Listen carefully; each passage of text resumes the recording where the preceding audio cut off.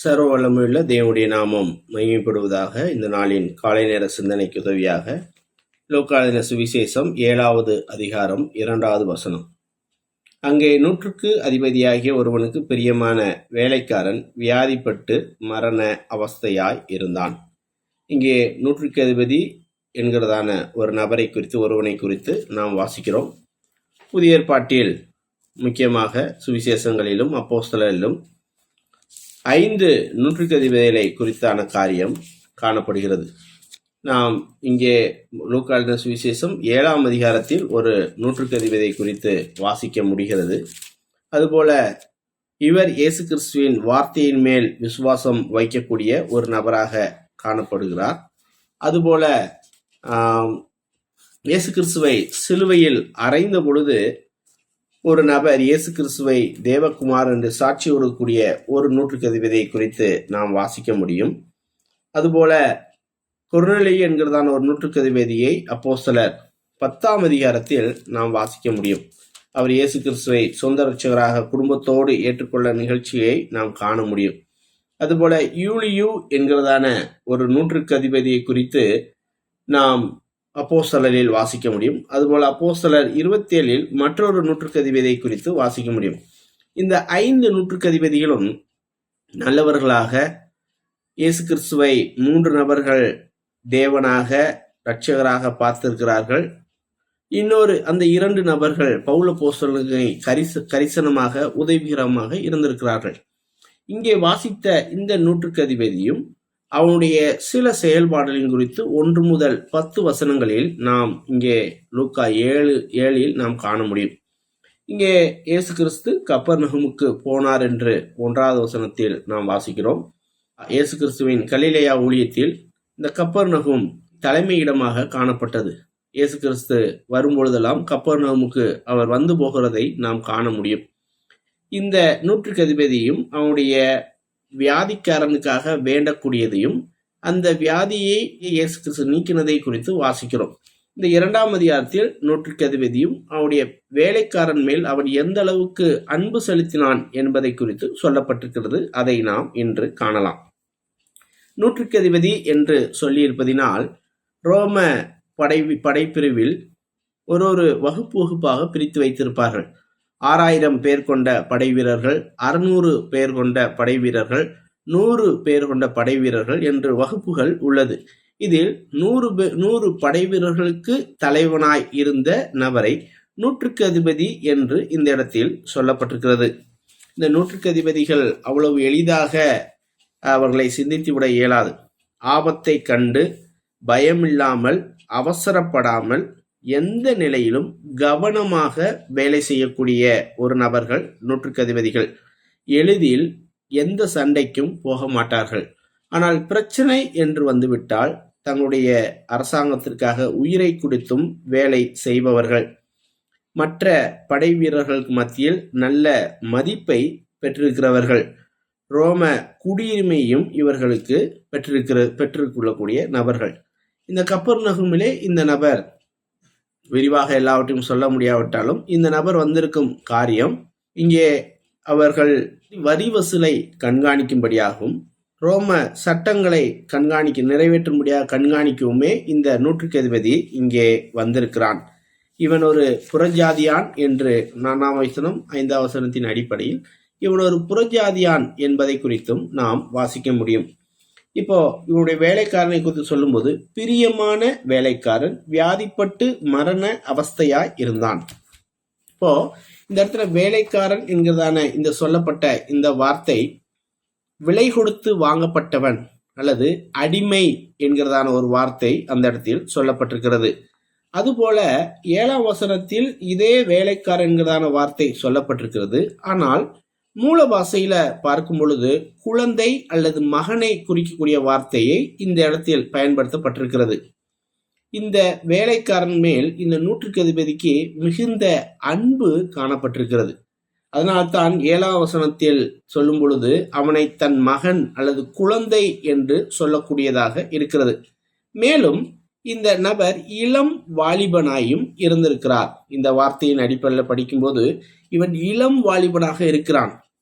மேலும் இந்த வார்த்தையை பார்க்கும்போது பிரியமான வேலைக்காரன் என்று 2ஆம் வசனத்தில் சொல்லப்பட்டிருக்கிறது.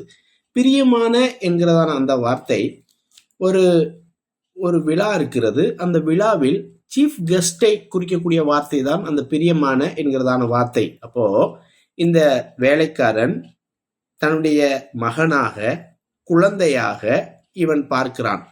அதுவும் இல்லாமல் அவனை அதிகமாக உயர்த்தி பார்க்கக்கூடிய, அன்பு செலுத்தும் ஒரு மனது இவனுக்கு இருந்திருக்கிறது. சரியா? இவன் இளம் வாலிபனாயிருக்கிறான். இவனை தன் மகனாக இந்த நூற்றுக்கு அதிபதி பார்க்கிறான். அது இல்லாமல் பிரியமான என்கிறதான வார்த்தையின் மூலம் இவனை அதிகமாக உயர்த்தி பார்க்கக்கூடிய ஒரு காரியத்தையும் இந்த நூற்றுக்கு அதிபதி செய்கிறான்.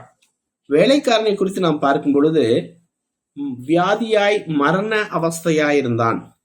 வியாதி அப்படின்னு இந்த இடத்துல சொல்லும் போது மத்தேயுல வாசிக்கும் பொழுது இவன் திமிர்வாதமாய், அதாவது முடக்குவாதம் இவனுக்கு பாதிக்கப்பட்டிருக்கிறது.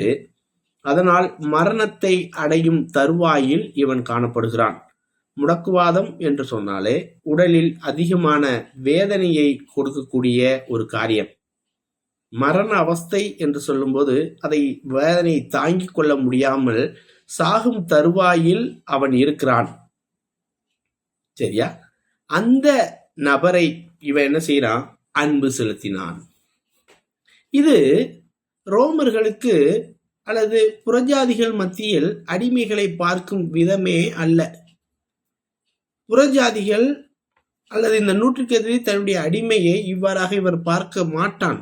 ஆனால் வழக்கத்திற்கு மாறாக இவன் சில காரியங்களை பார்க்கிறான், அல்லது இவன் வேலைக்காரன் மேல் அன்பு செலுத்துகிறான்.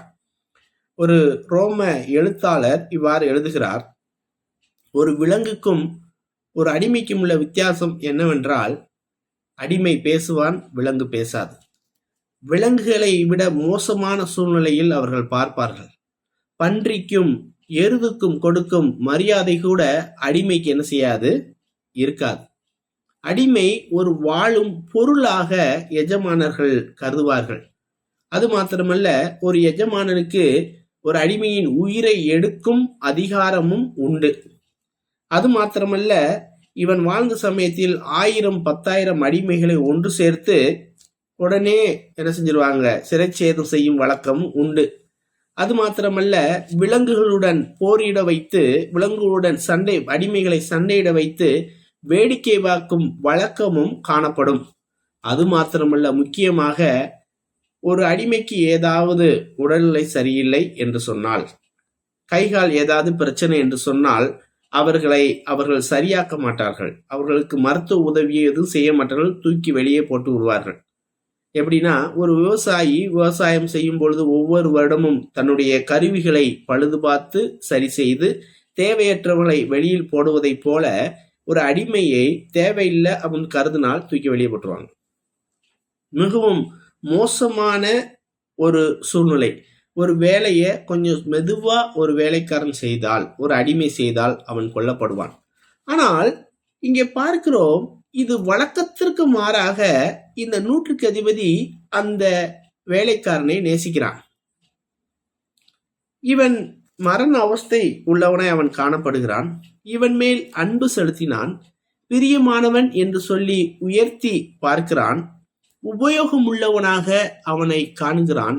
தன் மகனாக பார்க்கிறான். அப்போ இந்த நூற்றுக்கு அதிபதிக்கு அன்பு செலுத்தும் ஒரு மனது இருந்திருக்கிறது. அதனால்தான் இவன் இயேசு கிறிஸ்துவிடம் தன்னுடைய வேலைக்காரனுக்காக ஆட்களை அனுப்புகிறான். அப்போ இந்த மனிதன் அவனை நேசிப்பதற்கு நோய் இருக்கா இல்லையா என்று பார்க்கவில்லை. இந்த மனிதன் அவனை நேசிப்பதற்கு வயது கூட இருக்கா குறைவா இருக்கா என்று பார்க்கவில்லை.